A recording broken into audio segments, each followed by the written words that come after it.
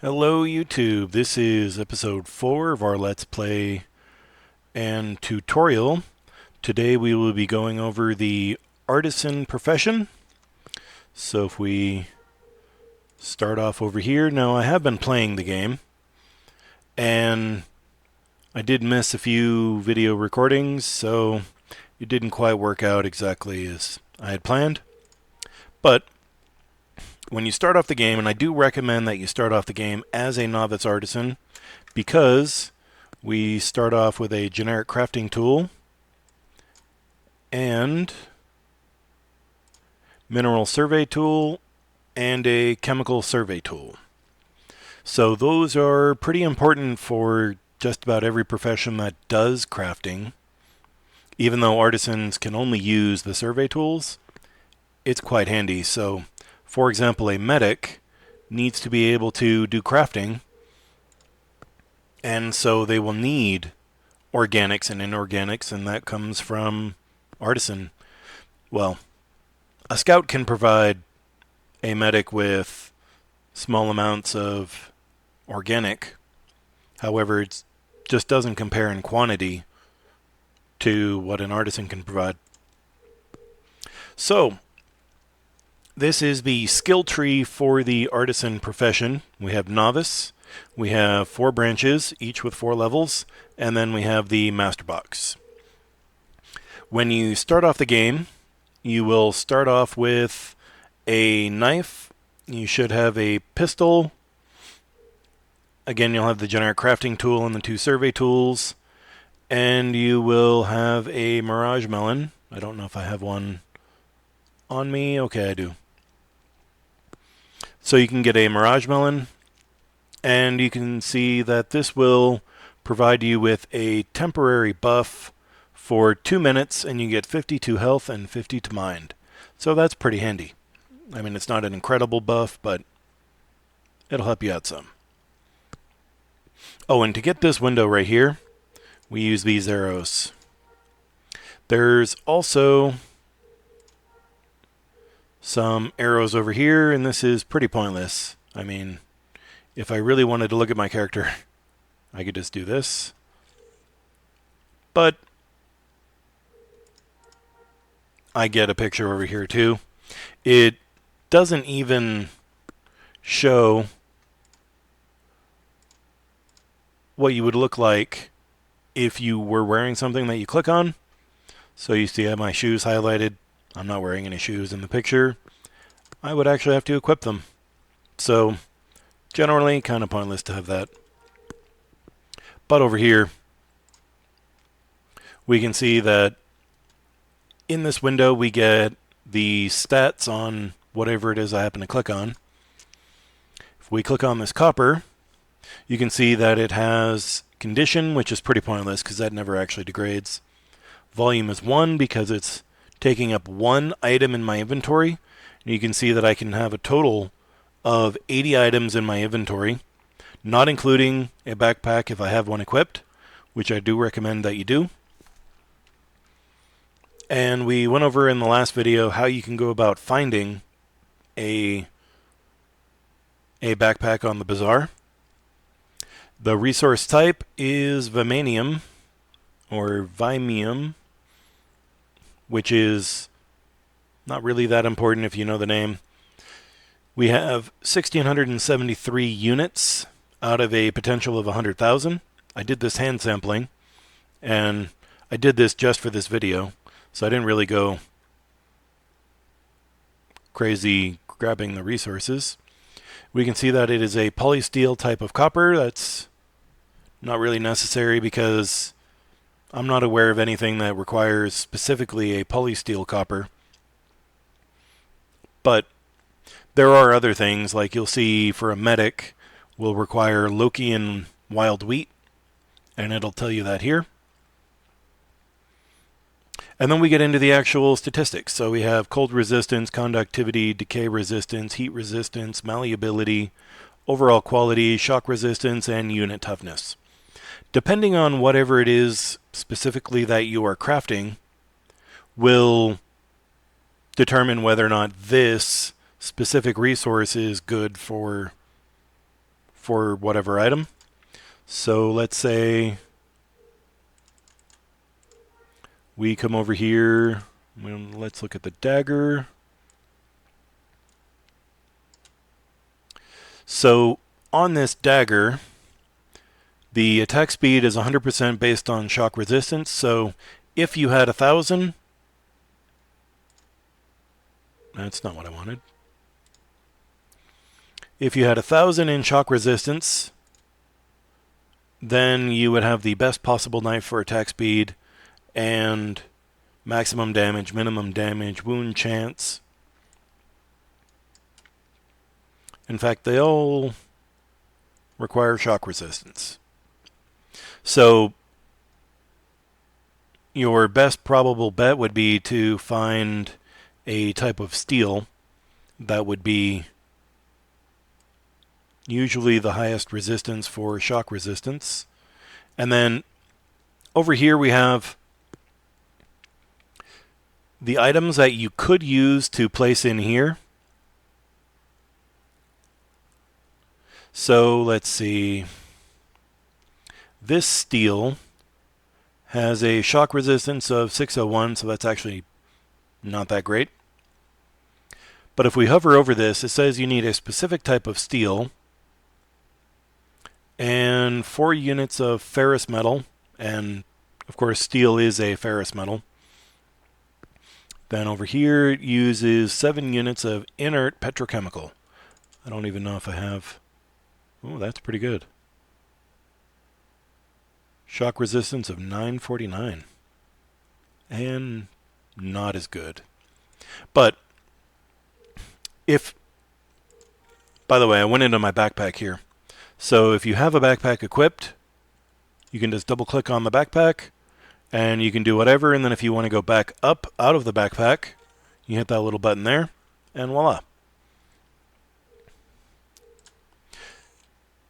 We're actually not going to get into crafting just yet. We're first going to cover the surveying tree, or surveying branch. And the surveying branch is really the most utilized part of Artisan because you can't build anything from any of the boxes that you get here without actually having resources in your inventory. So I mentioned earlier that I got this hand sampling. So let's cover what that is. So in the... Well, actually, it's over here. And at some point... Okay. So you can see at Novice Artisan, we get 2 commands here, special abilities. And that is Sample Resource and Survey Resource. And this box... Oh, I've already gotten all of them. I think this is 1,000 and 6,000 and 12,000 and like 20,000 or something. Unfortunately, it doesn't actually tell me how many skill points I need to cover this box, but it goes up pretty quickly. But it specifically requires surveying experience. So how do we go about getting survey experience? Well, that takes us back down to these 2 commands right here, and we don't actually specifically need to use the commands. We can actually do it with our tools. So we're going to start off right here. Now, this is the mineral survey device. And when you click on something in your inventory, the title on this window will change to be whatever the name is. So it's quite handy because I've named several of my tools, 6.16 here, for example. But back over here. So we can see that it's the mineral survey device. And no, actually I didn't want that. When you first start the game, you will not have a range selected for the tool. As you go up in your surveying skill here, you will get an increased range on the tool. So to set our range, We click and hold to bring up the radial. We go down to Tool Options and then Set Range. That'll bring up this little window here. And you can see that I've got some options here. When you first start off, you will only have the 64 meter. Now, every time you train in one of these boxes, you will get another one. So this one came from Survey 1, Survey 2, Survey 3, and Survey 4. So every time you train, you'll want to come back and set the scale, or rather the range, so that you can get the highest possible detail. There is a couple reasons why you might want to go back to the lowest range. And actually, if we set that, and then we come over here to Use Tool,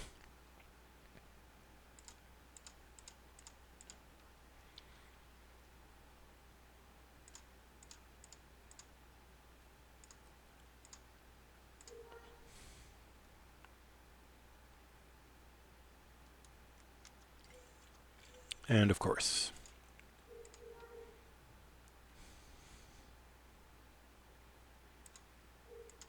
just need something. Okay, so you can see here we have a map. This icon represents where you are specifically, and if I move forward and I move around, you can see in the background I'm actually moving. This little green arrow moves with you, so you can eventually get to the edge of the screen and then it won't update for you because you'll actually need to run the survey again. So once you get to the edge of the screen, or any edge, then you would need to click on survey again. But let's step back and cover what this is here. Oh, where I was going with that before is when you set the tool range for much higher, you get lower resolution, but you can actually fit more into the box. So if we come over here, set that to 320,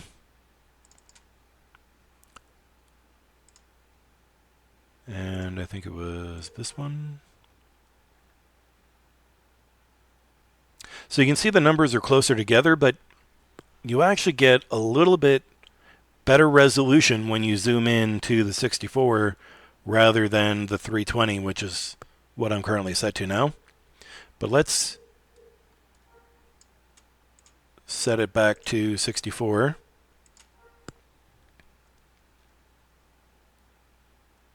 So if there were a smaller peak, like right over here, here, whatever, then we would actually be able to see that on the map and you'd know where to stand. But let's actually start at the beginning of this window. So this is the overall map. And based on your resolution, the numbers will be further or closer depending on what your range is. You can see what your range is here. And remember, when you do actually qualify for each skill and you get it trained, then go back and set the actual range here. So this is our map. This is our range. This is the mineral, because this is a mineral tool. So it's telling us that we are searching for minerals. All minerals are inorganic, and of course we have minerals here. And then we have these 5 types of mineral. So we have metals, gemstone, radioactive, low-grade ore, and solid petrochemical. So solid petrochemical are like coal. Low-grade ore is basically cement. Gemstone is like marble. Radioactive, self-explanatory, it's radioactive, and then metal. So you can pick what you're looking for here. If you're just starting and you need to train these up, then the most usable resource you could have is some type of steel. And it doesn't really matter what specifically the type of steel is for you at this current point. Let's just find...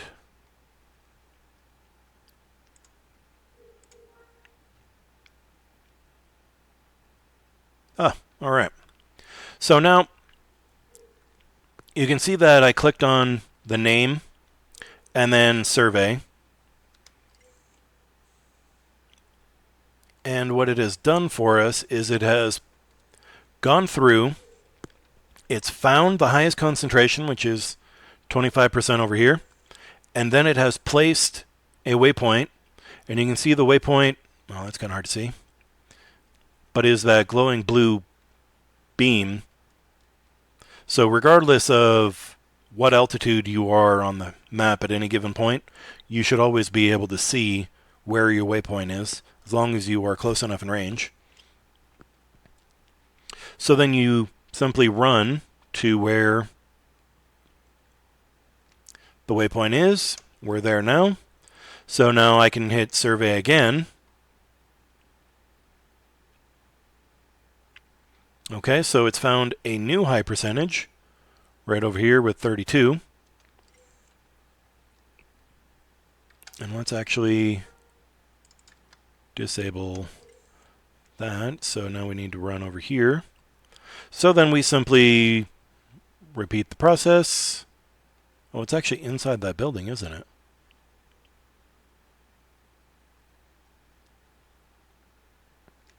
Well, we'll simply do it again to get another one.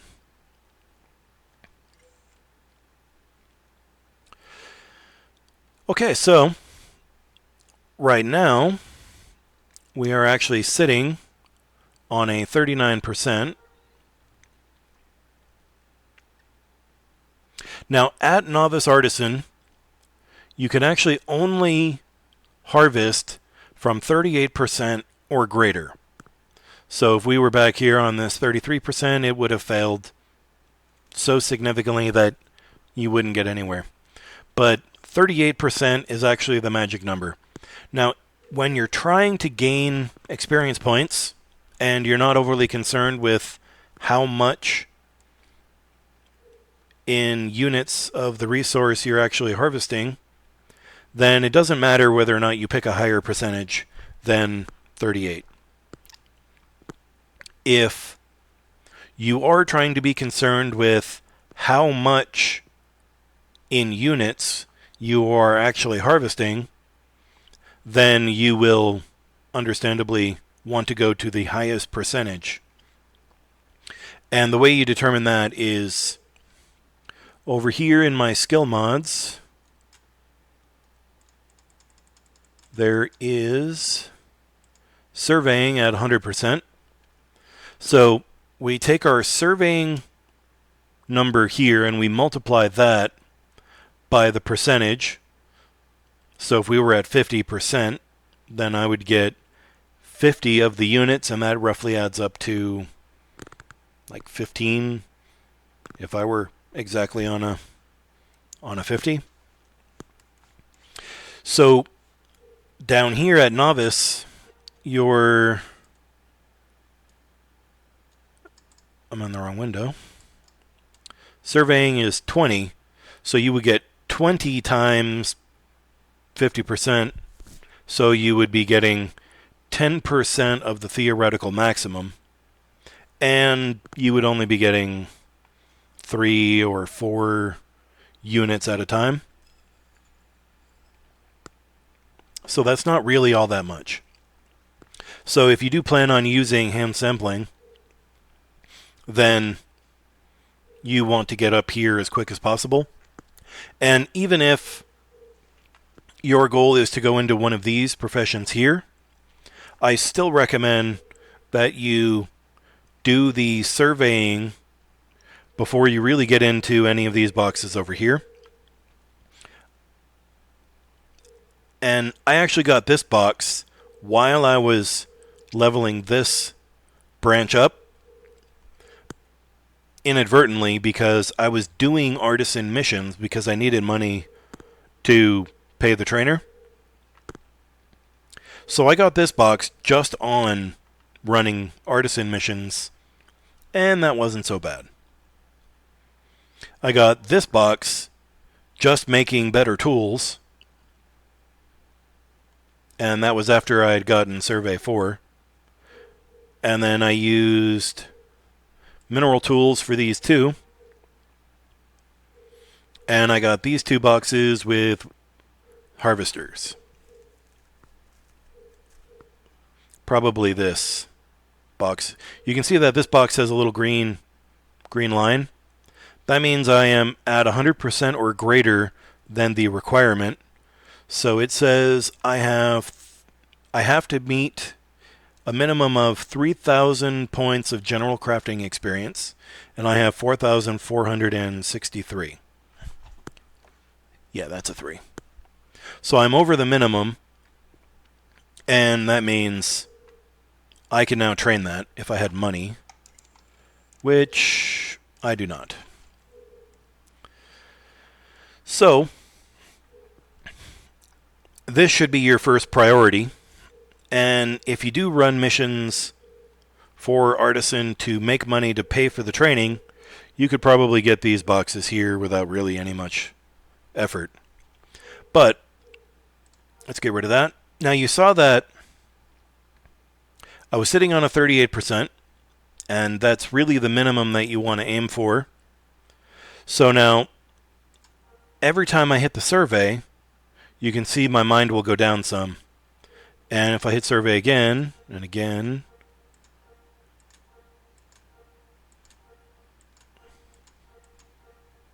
eventually my mind will go down quite a bit. But really, that's not something to be overly concerned with, because it takes a good amount of time to go from waypoint to waypoint. So your mind will never really drop all that significantly. I was really just spamming that button, and I barely got it below 3/4.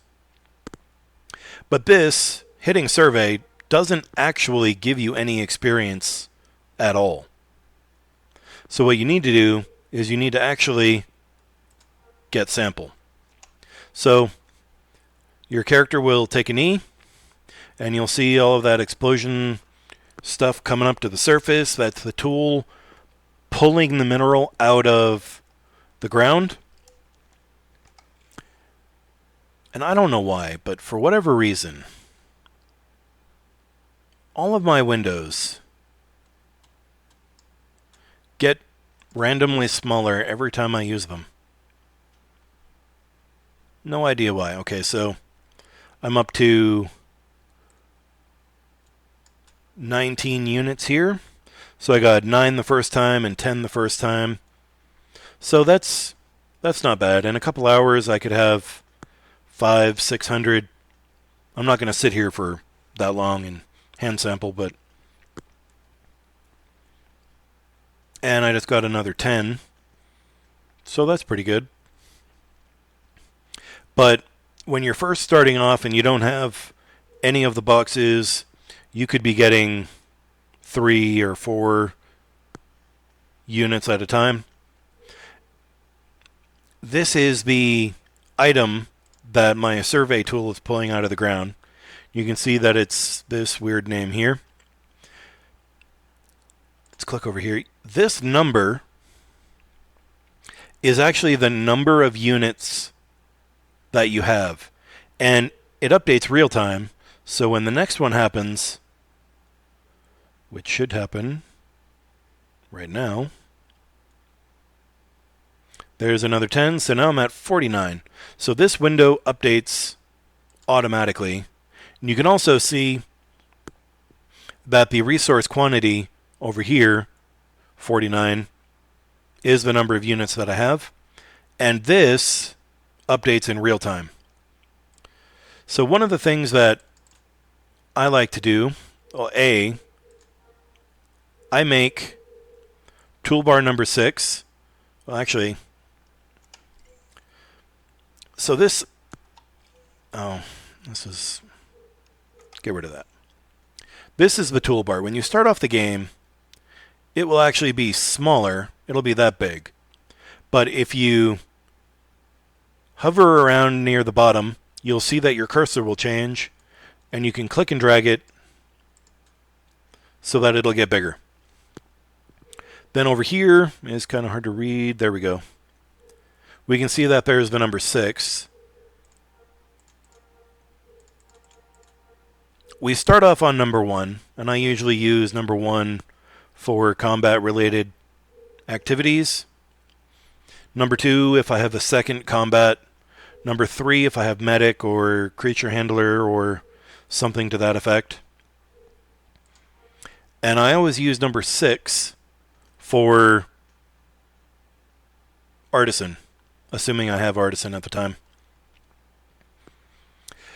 So now,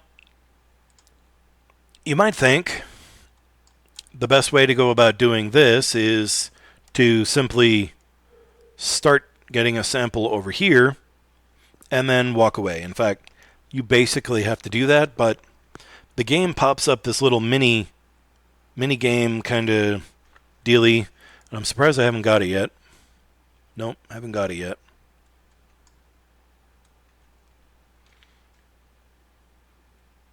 I'd really like that thing to pop up so I can talk about it.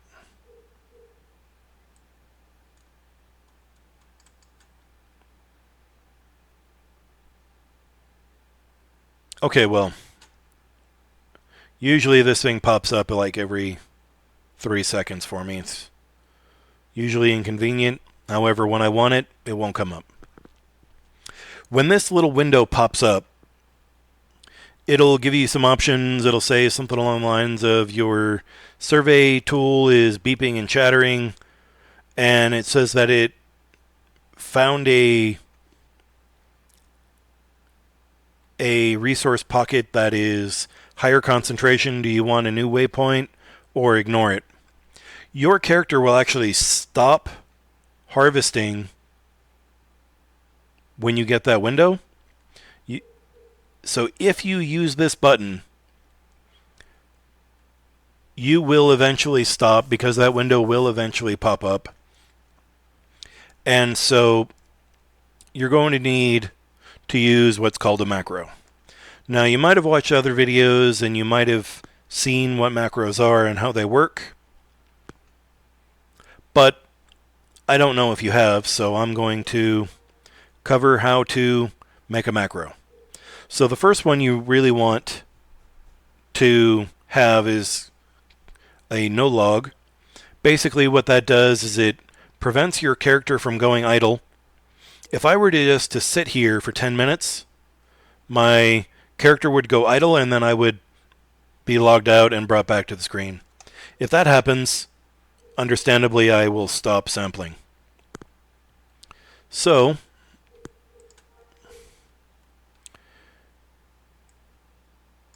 we don't actually need that. There should be a semicolon there.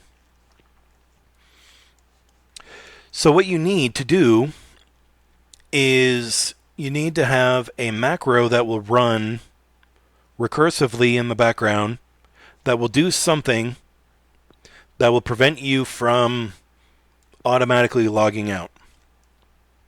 Now, I don't know if you noticed it earlier, but over here you could see that PETA was standing up and kneels and stands up and kneels and stands up and kneels. There are some people that get very picky about seeing garbage in their log file, and for various reasons of just being nice, you want to pick something that will keep you logged in, that, where'd it go, doesn't fill up this log file like this does. So I used to use this flip command. Actually, it was in social, and that went too far.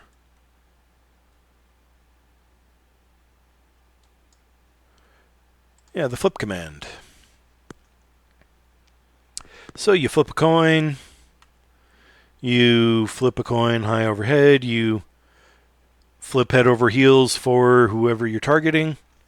So I used to just have that run every 80 seconds, and I was on a different character. I was over by a cantina, and I got at least a dozen hate emails from people saying, you're very rude. You shouldn't have this garbage filling up my log, and all sorts of horrible things, just because 80 seconds I did a flip. So it would say for their log, my character's name flips a coin. And that caused people to just go crazy. So I don't actually know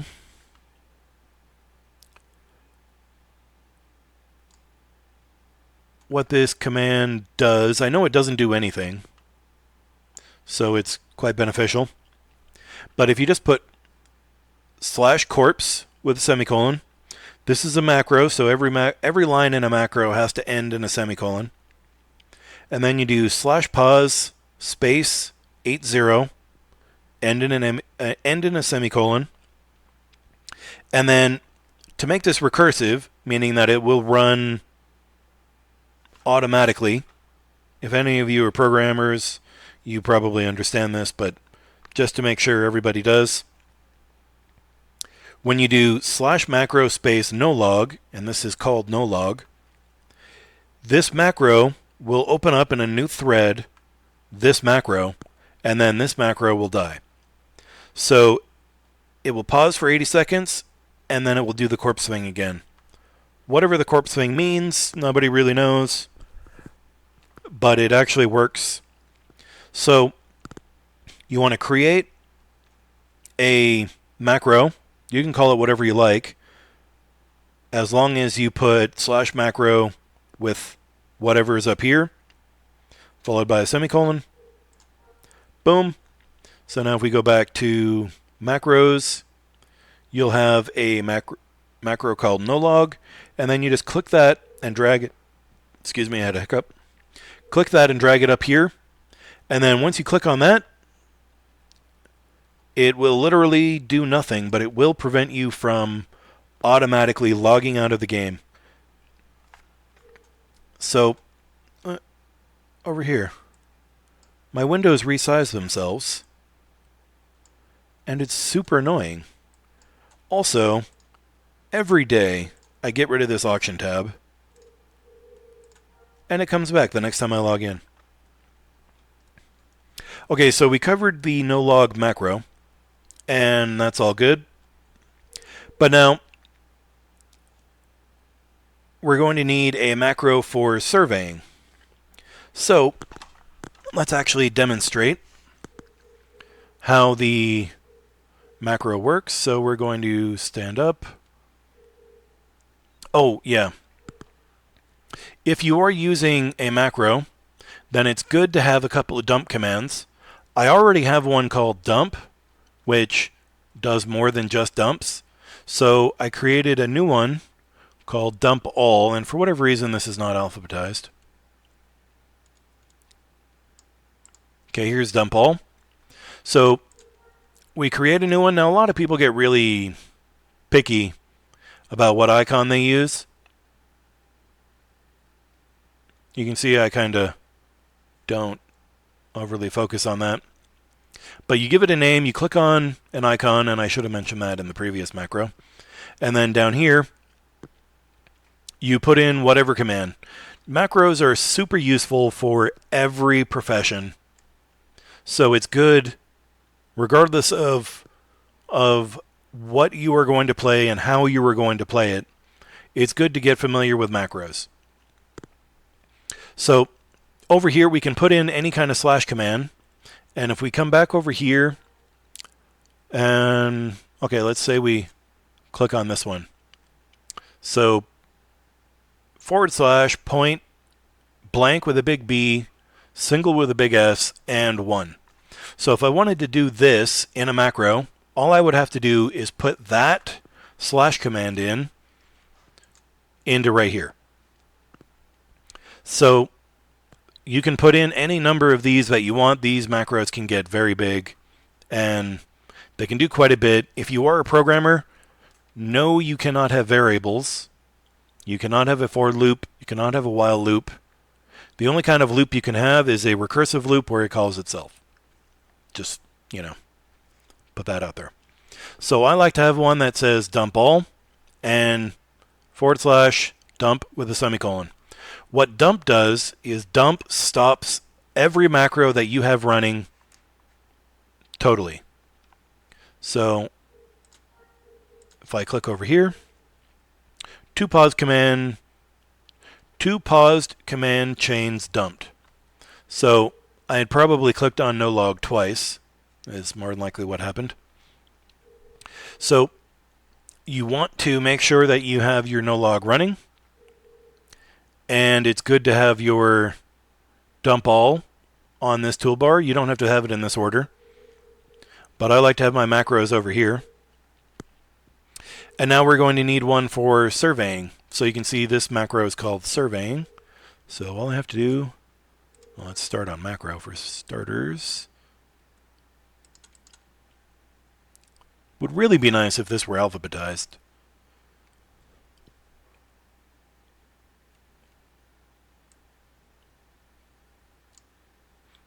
Okay, surveying. So we have a name, we have an icon somewhere. Oh, right here.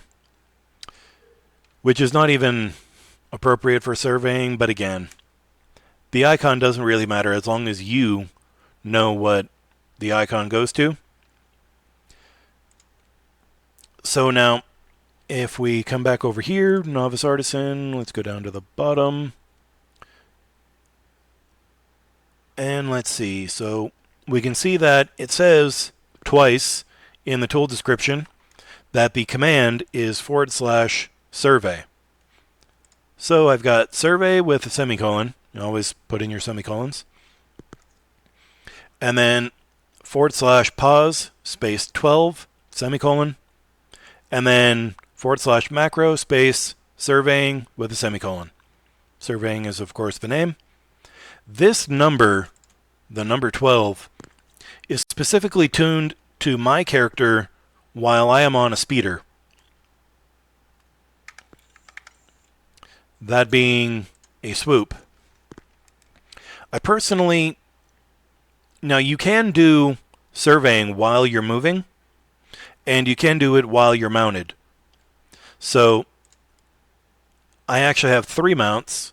I have a pet, which is a Kadoo. I have a speeder bike swoop, which is, this is the fastest mount in the game. And then this is a X31, which is the slowest vehicle mount, and is only barely faster than my Kadoo. But the problem with, in my opinion, using these mechanical mounts while you're surveying is every time you pull one of these out from the inventory, it pops onto the screen and then you see a negative number appear. And that is the overall health of your vehicle going down. So every time you pull it out, its health degrades. Ever since Publish 7, the vehicle degrades over time if it is out. So if you are just out and about, running around the world, and you're using your swoop, and you stop somewhere and you sit down and you start doing sampling, but you leave your bike out, it will eventually degrade to the point where you can never use it again. And that's a downside. So, when I'm doing surveying, I prefer to have a creature mount. There's an additional benefit, and that is this creature can accept a command to guard you if you are attacked by something. So if you do just happen to run out into the wild, that's actually somebody's pet, but let's say that that thing were to attack me while I was surveying AFK,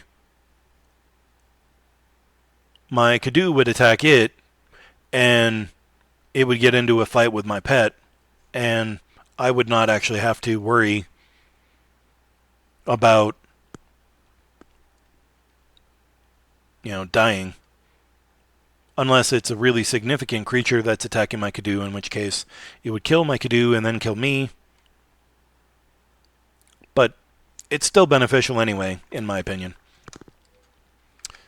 So we can get rid of that. So this pause number will be influenced, A, by your current speed. So if you're on foot, or if you're on a creature mount, or if you're on a vehicle, and the distance, that being the set range for your tool. So the higher the set range of your tool, the further the waypoint is when you run the macro. So let's get rid of that. Over here, where did my mineral survey tool go? And look, it's smaller again. Also, when you resize your windows, you want to have a little bit of space here, because if you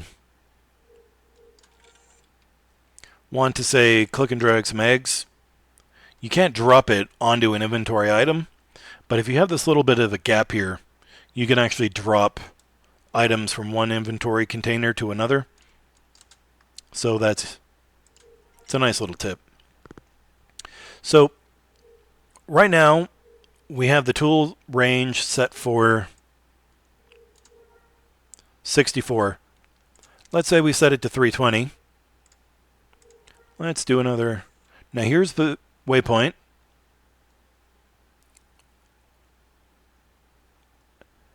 And now the waypoint is really far away.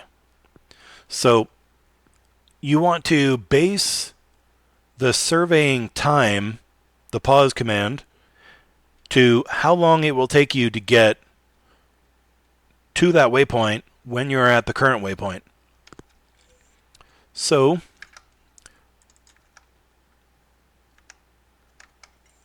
just random buttons. So let's mount up here. And actually, let's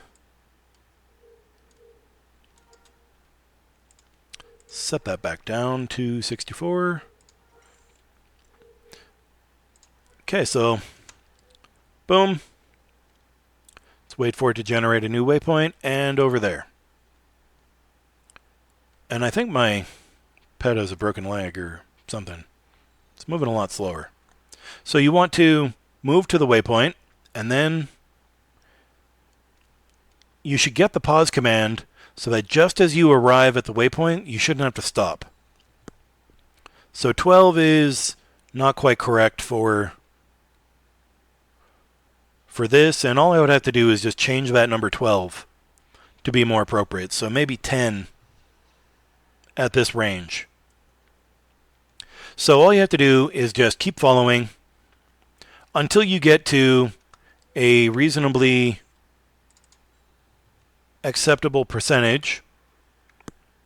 So here I am at 53%. Let's hit dump all, get rid of that. Now, get rid of that. Click over here. So now I've got my pet out. And if we come back over here, you can see that there are a list of commands. The guard command is called guard.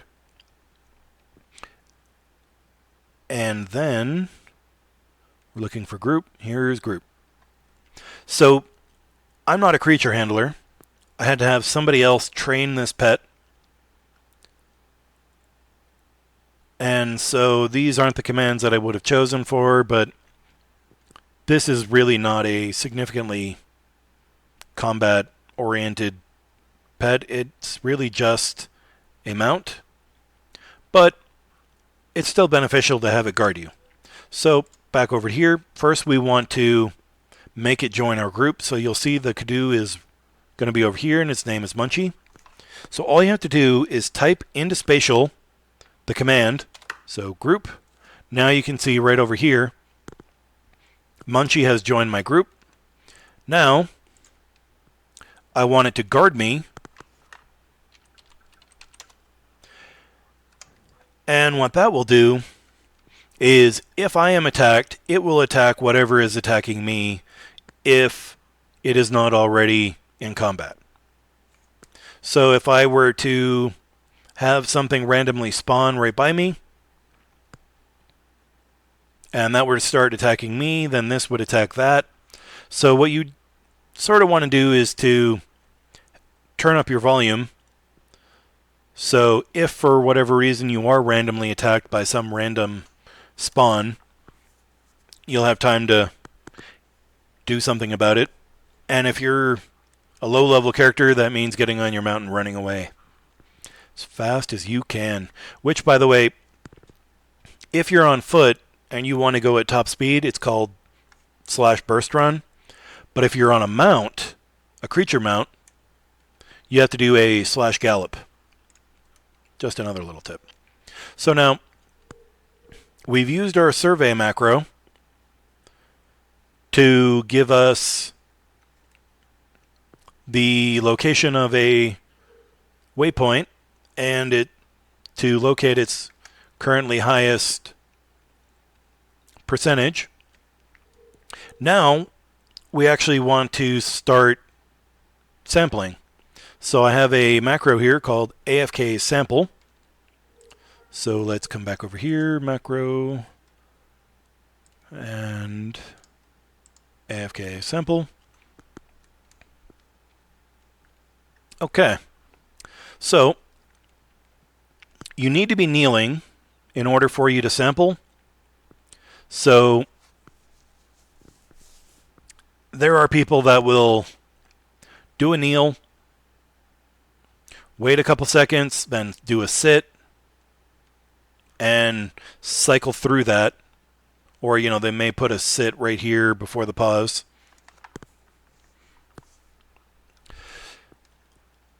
But what I do is, because I am a Twi'lek, I've got a pretty decent amount of action here, and it regenerates pretty well. And when you do a sample, you'll actually see this drop down some. But just in case I'm not kneeling, I will do a kneel. Then I'll give the /sample command. Pause 10. And I don't know why I put this in this order, but this is what I did. So if you do a /UI, that's the overall UI, the user interface. And then action, and then default button. So if we get that annoying little window that I am having problems getting, it should click on some button for you. Then wait pause 20. Of course, we have semicolons. And then we make it recursive. Why isn't there a semicolon there?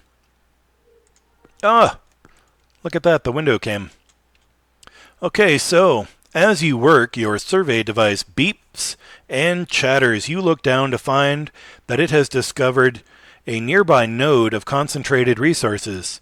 You can click on one of the two, ignore the survey device, and continue working, which if you were to do that and click on OK, then your automatic sampling thing would resume, but you actually have to be here to do stuff. Or you can focus the device on the concentration. This will make you stand up. It'll do out the little survey ring, the blue ring thing, and then it'll give you a new waypoint to a new higher concentration. But this... Oh, what happened? Where did... AFK sample. So this action default button thing should, in theory, click on one of these two to make it go away. You don't even need to worry about this. You can just make pause 30, get rid of that line, and then just go recursive. What this will do, if you get this window, your default surveying loop will actually stop, and you won't be sampling anymore. So by making this recursive, it will tell it to start sampling again. And you can see I'll be able to sample again in 8 seconds.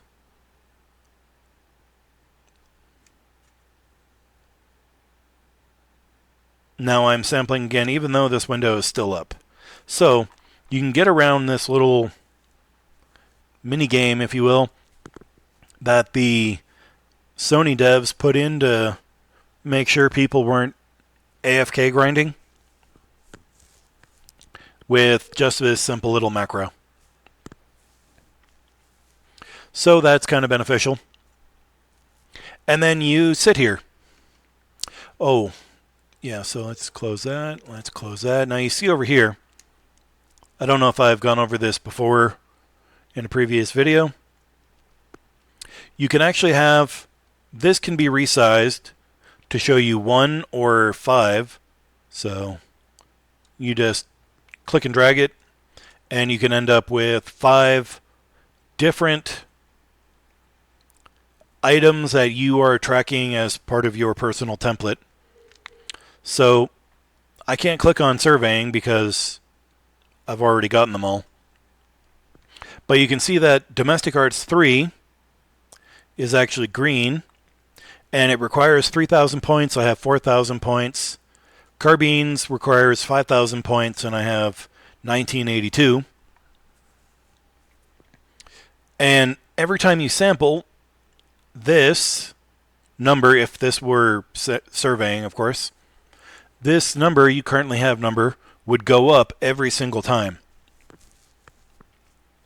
So it's pretty handy to have this open, and you get this by opening up, this is a little lightning flash thing.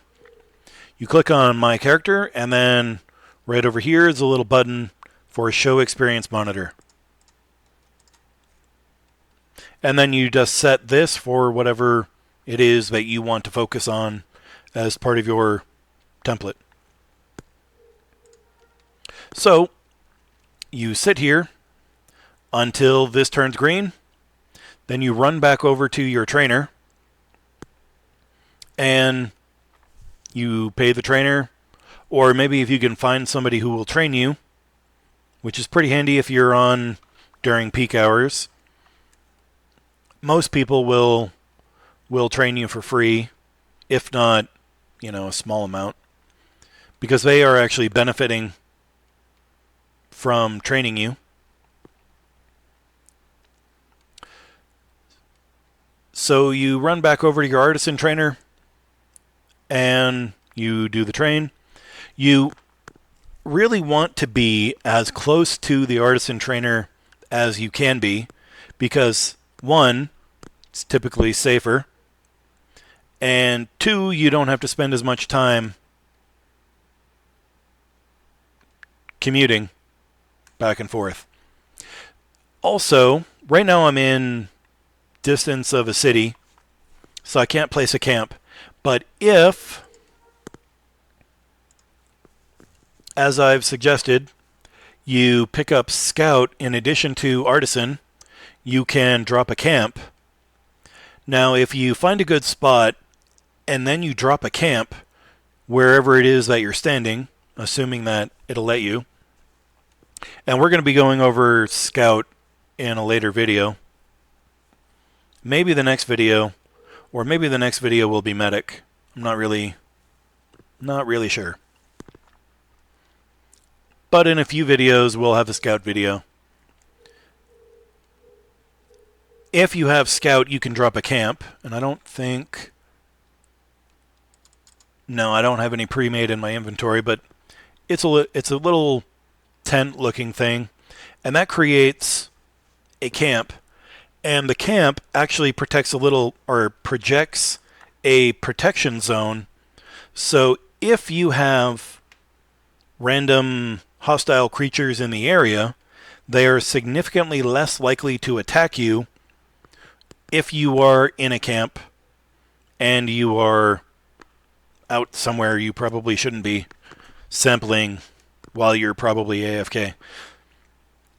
And a camp will actually not disappear or go away if you stay inside of it. So it can lend you a good deal of protection while you're sitting here for really no effort. So I think that's pretty handy. Now, once you've gotten all of your surveying up, let's go ahead and dump that.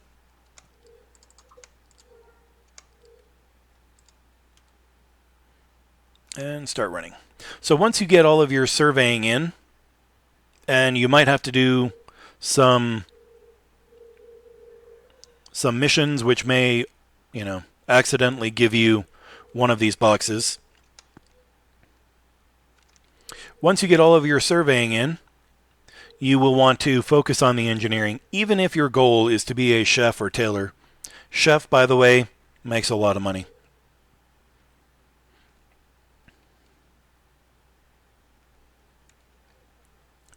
Right here is the Artisan trainer for Theed.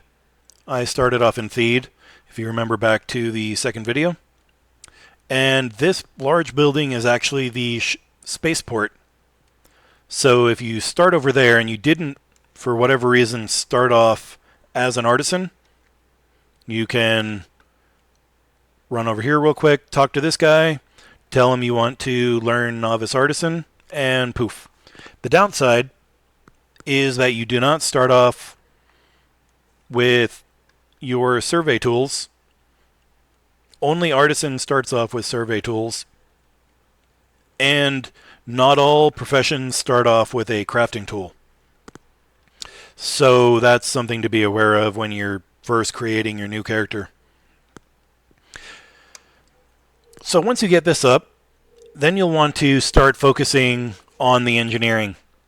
Now, in my opinion, even if your goal is to become a chef, you should be going for... Oh, I clicked on the wrong box. Come on, come on.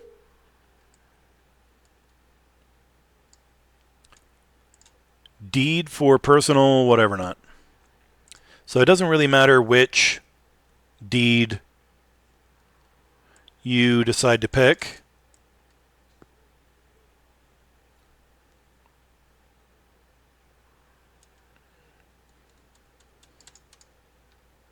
I can't find it.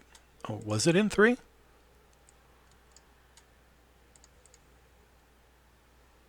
Deed for power generator, wind power generator. So this is the one that almost everybody uses. You get over 400 experience points once you get up here, and then these 2 branches just happen super quick. Happens really faster than you can earn the money to actually pay for the training. But to start over here in Engineering 1, you will be crafting survey tools. So if we start off over here, failed to start the crafting session. That's weird. Oh.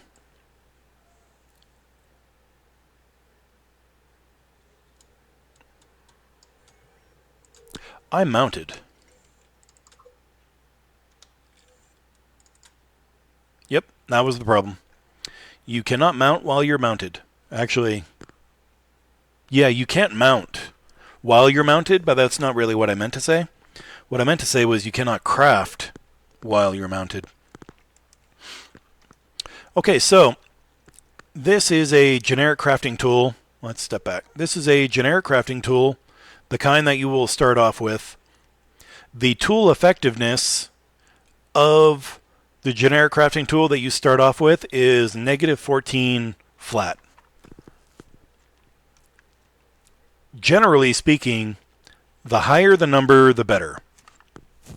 There is an article on the forums called Tool Effectiveness written by Taco Magic, and he goes through all of the math, and he says, basically, you don't need a supertastic tool effectiveness rating.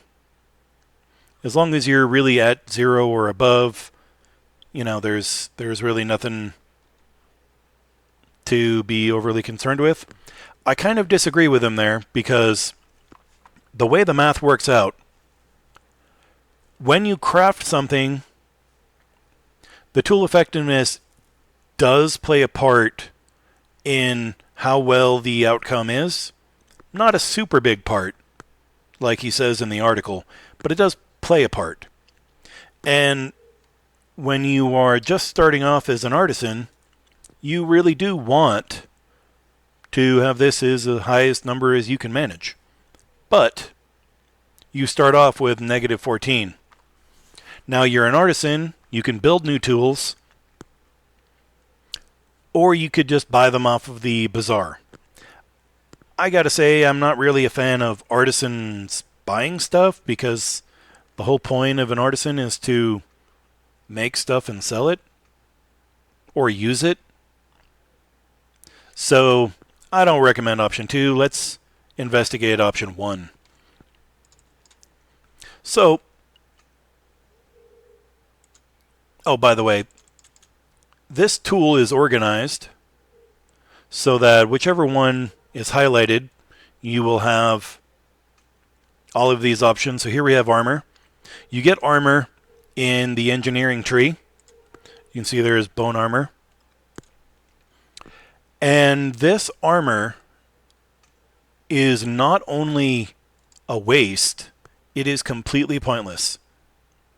You would figure being bone armor, right? Let's find the chest piece.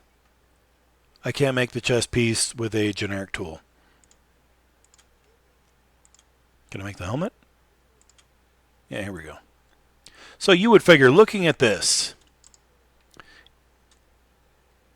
if you were wearing this and somebody hit you over the head with, I don't know, a club, you would think that you would be pretty well off, because you've got this hard bone wrapped around your skull, and that should stop kinetic. It does not. In fact, this only stops energy, and I don't know what they were thinking when they designed this for the stats. But it only gives you energy. It only gives you energy resistance. And that's how armor works. Armor does not, like in World of Warcraft, provide you with additional hit points. Armor provides you with a resistance. So if you have a 10% resistance to kinetic, and then somebody hits you with a kinetic attack, 10% of that initial attack is gone right off the top. But this is armor. Then we have chemical. Chemical is for the medic. Clothing comes in when you are crafting up the domestic arts tree. Food is also domestic arts. Installation is the engineering tree. Then we have MISC and weapons. So over here in MISC is actually what we're looking for.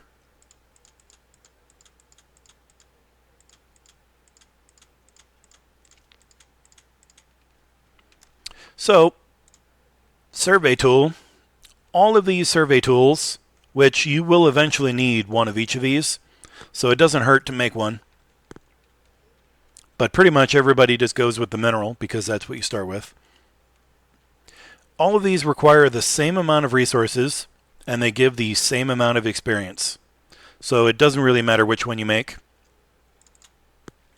So let's make that. And this is the steel that I was harvesting by hand a little bit ago while you were watching. And apparently I did a lot of talking to get 500 units. So these are all of the resources that you can use in here because the filter is enabled. If we turn off the filter, then everything you have ends up in this window and it's just pointless. So keep your filter on. And then you can see that this requires 4 individual elements. So this requires 8 units of metal. And then over here, 8 units of metal. And then over here, 3 units of metal. And over here, 8 units of mineral. Steel is a mineral. So you can use steel in every single one of these places. Now you can click and drag, or you can... Sorry, I'm having problems with my mouse. Or you can just simply double click. So you can just double click real quick and those will all fill up, and then we hit assemble. Right here is an important line, and this is where the tool effectiveness comes into play. If we have a pretty good tool effectiveness, and this doesn't say amazing success, because if you get an amazing success, that actually is done with a random number that is before your tool effectiveness is taken into account. So if you get anything under an amazing success, then your tool effectiveness came into play. And the better your tool, the higher your level of success is most likely going to be. So now moderate is actually not that good. I think that's the third tier of success. And if you have a success, whatever this rating is of the success will improve whatever the effectiveness is. Now, this isn't a great item to talk about this because it actually has no stats. So you can use the lowest grade quality of resource that you have, and it won't matter. But it came out as a moderate success, so we hit next, and now we are over here on this window. So on this window, which is step 6 of 6, we get a picture of whatever the item will look like. It gives you a description. If there were stats, that would be over here. You can name it. So we can name it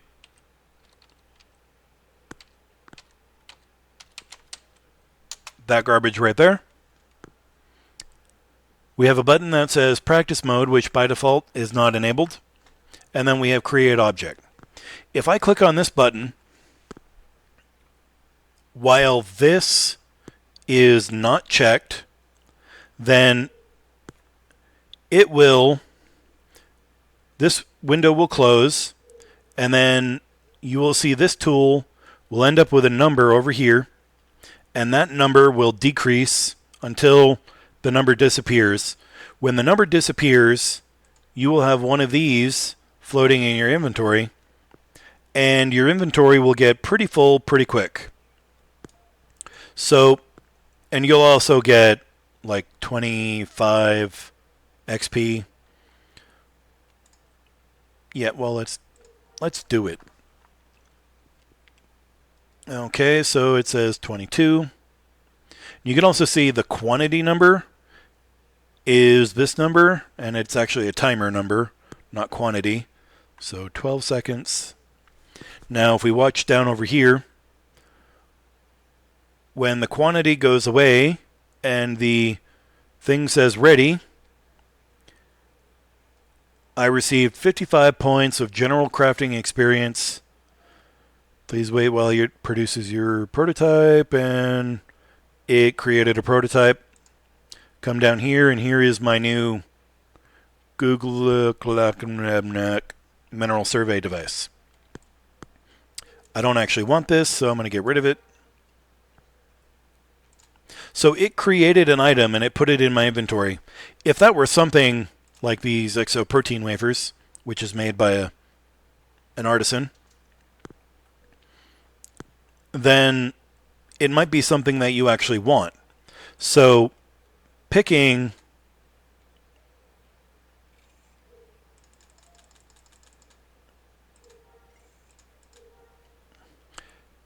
practice mode off could be a good thing if you were looking for something, say, an exoprotein wafer or a flora survey tool. So I'd recommend that you create one of each type of survey tool to have in your inventory. And then afterwards, click on the practice mode. Now you remember that said 55. So now we click on practice. You can see that it still has a quantity, so it's doing stuff. I'm at the bottom. Oh, it already gave me the XP. So I got 55 last time and I got 58 this time. So with practice mode on, you get more experience points for every single time you craft. It just finished, so now the quantity is 0 and state is ready, but it did not produce an item. So by clicking on practice mode, you will actually get more experience, and you won't flood your inventory with things that you're crafting just because you need to. So that's actually pretty handy. So you can do that until you get up here into Engineering 1. In fact, you can do that for these 2 boxes and just blow through those 2 boxes. I got this first box by doing Artisan missions, and we'll cover that in a second. And I got this box by trying to make by trying to make a better tool. So how do you go about making a better tool, you might ask? Well, that would be a very good question. So if we come back over here, let's go to the top. We have a category called, well, maybe I'm OCD, but I just don't like having this crap open. We have a category called crafting tools. So you can see we have a variety of crafting tools. And if you're going for a template that is similar to mine, you will end up building most of these.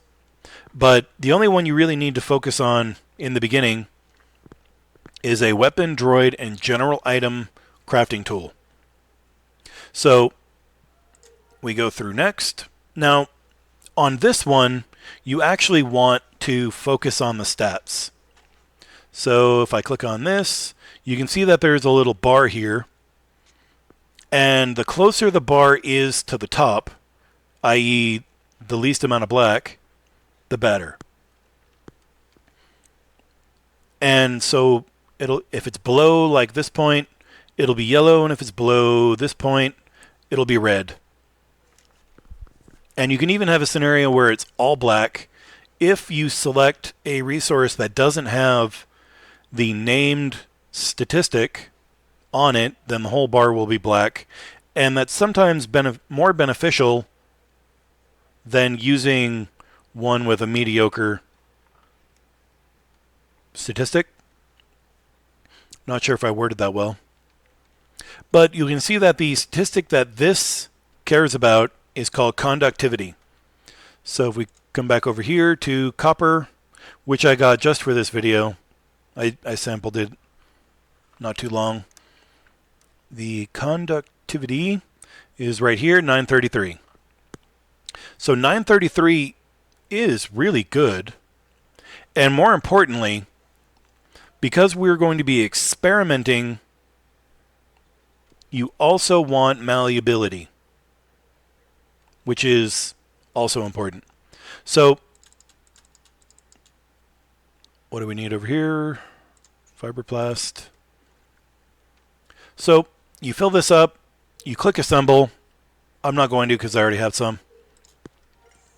And then you'll end up making a tool. The overall tool will probably not be that good. In fact, it'll probably be negative 14 or negative 13 or whatever you like. Well, not so much like, but randomly end up with. But now, once you have this tool, weapon, droid, and general crafting item tool, it won't give you this TE number. I put that on there. Now, so this one is 6.16. So let's see if I can make a new one.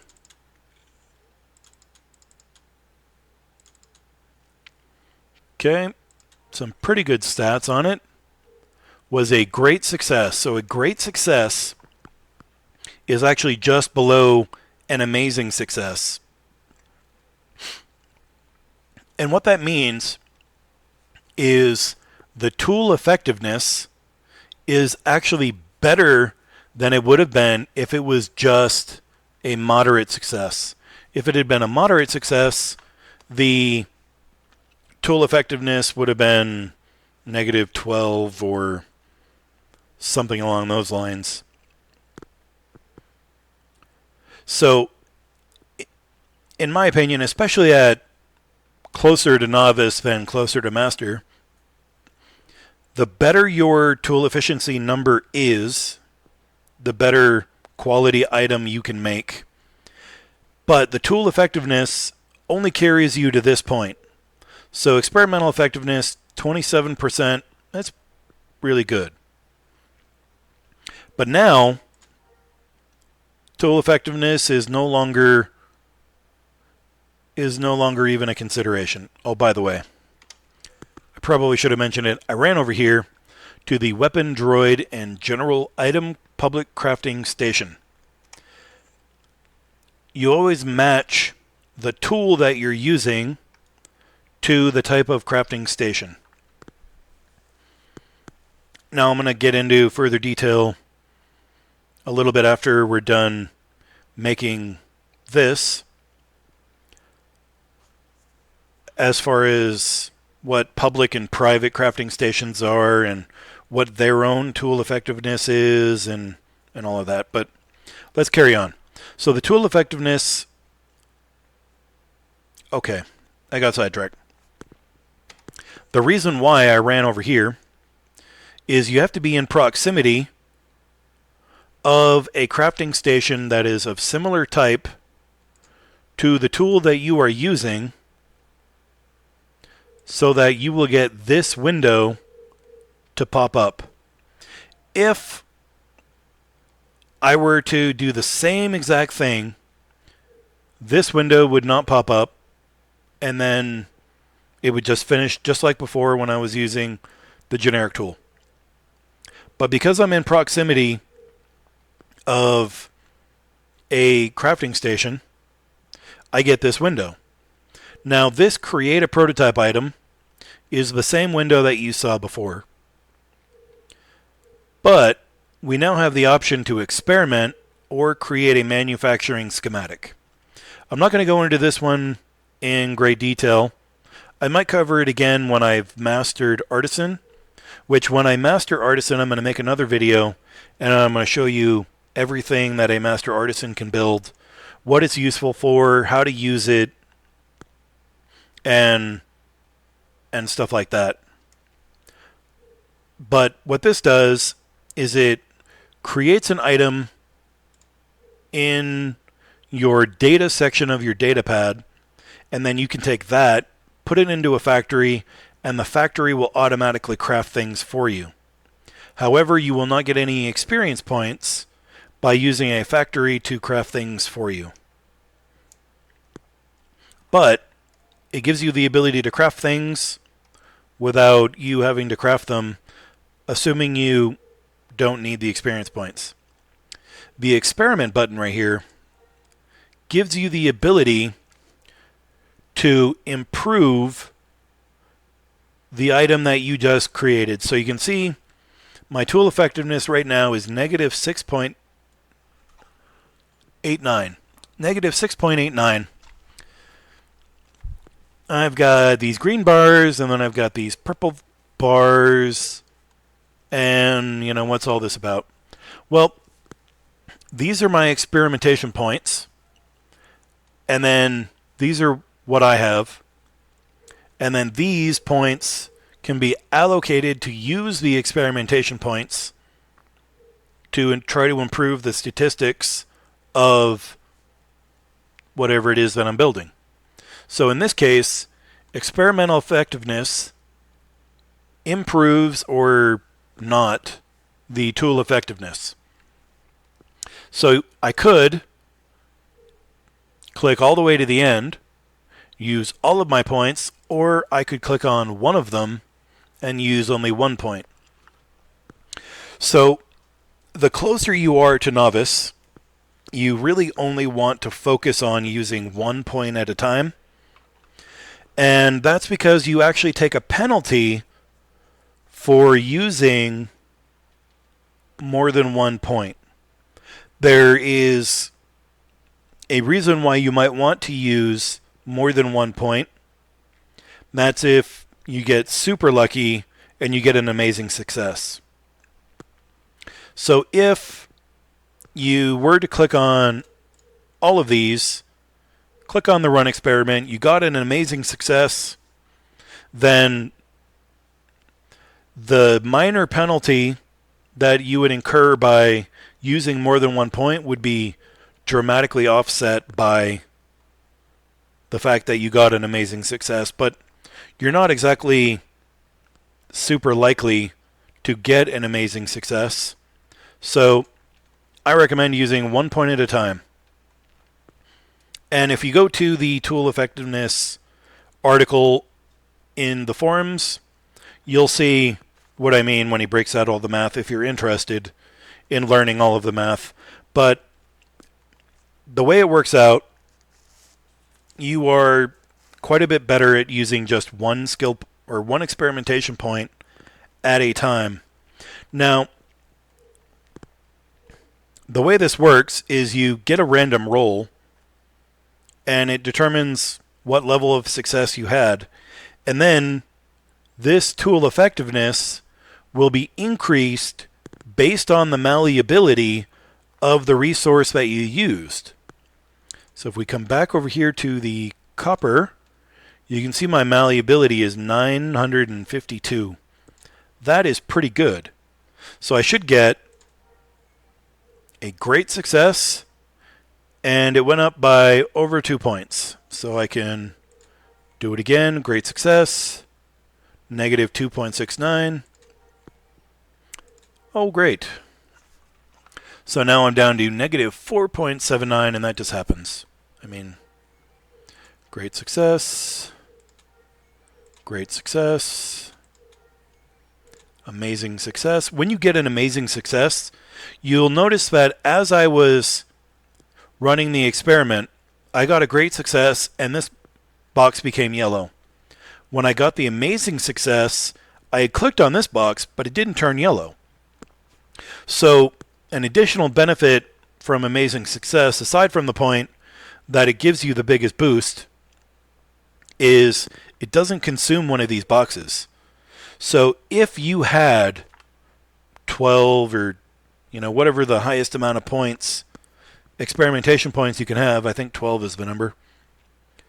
If you only had a few boxes here, say 6, and you got an amazing success every time, this progress bar would increase, but you wouldn't be increasing this yellow. So every time you get an amazing success, you can do it again. I mean, you don't get an amazing every time, but... Okay, now I'm out of points. And my tool effectiveness is at 6.01. So if I hadn't had that big failure, I probably could have gotten this up to 8. So let's see, the tool I'm using, 6.16. So that's 6.01, so that's not as good. Done experimenting. I don't want to create a schematic because I don't own a factory.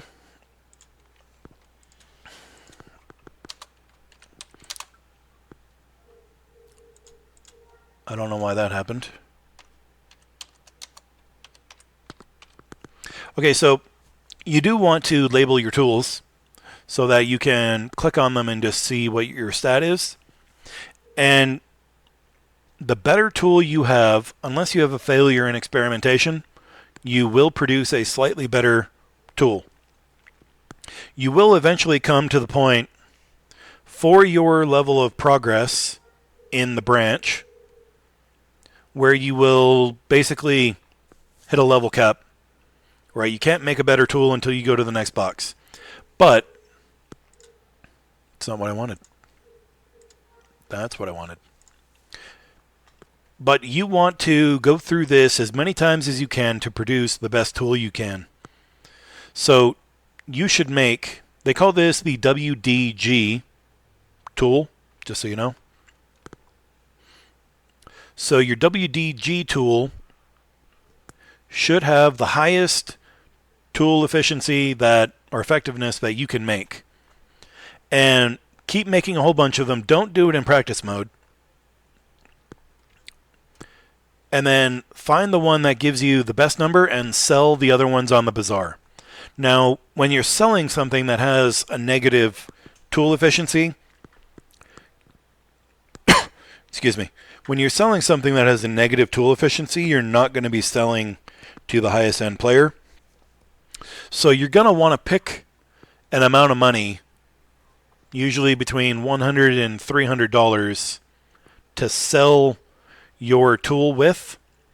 Or when you sell the tool, you're going to want to sell it between $100 and $300 credits, rather, not dollars.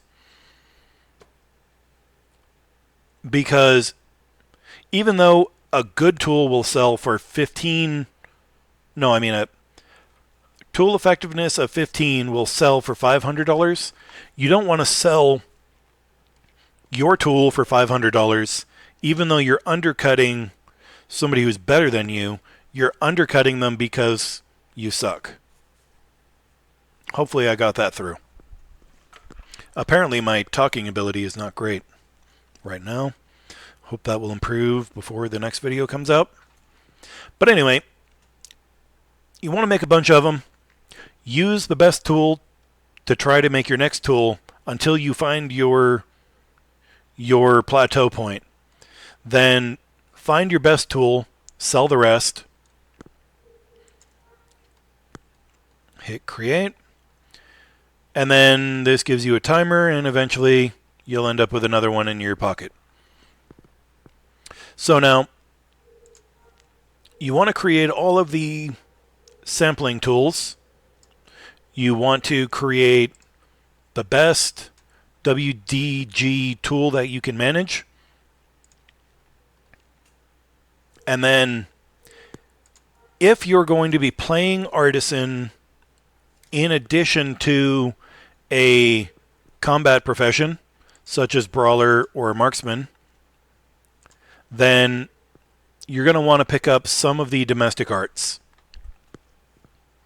Because you get various types of food, which food is a buff in this game. You get various types of food. A protein drink consumed by spacers to keep their bodies healthy during long runs. Best serve hot. I don't know what that does for you, but for example, Exo protein wafers here. Reduces damage taken from attacks. Damage reduction by percent 10. So this is basically giving me armor by eating some crackers.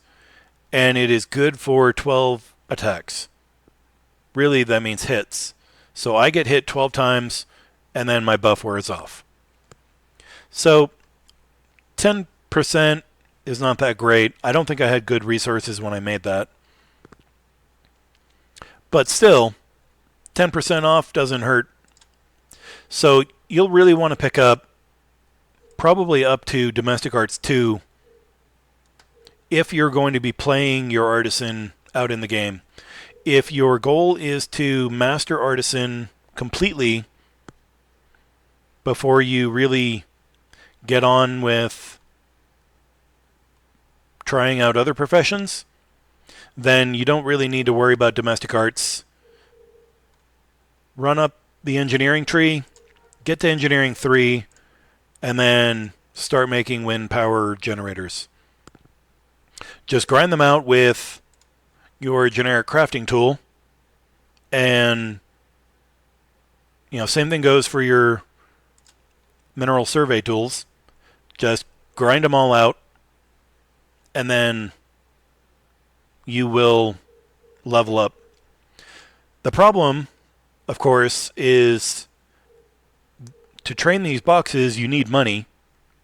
And to get money, you need to do something productive. So it would seem that I've actually been talking for quite a while. You can see the sun's gone down. So I think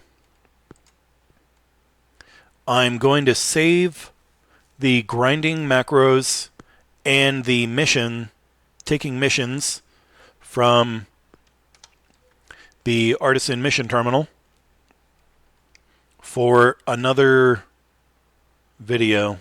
Yeah, that's what we're going to do. So hopefully you didn't find my rambling to be too much of a problem. Hit subscribe to keep up with this video series. We're going to be covering nearly every profession in the game. So go ahead and hit subscribe, hit like if I somehow did something right. And stay tuned for episode 5. Bye-bye.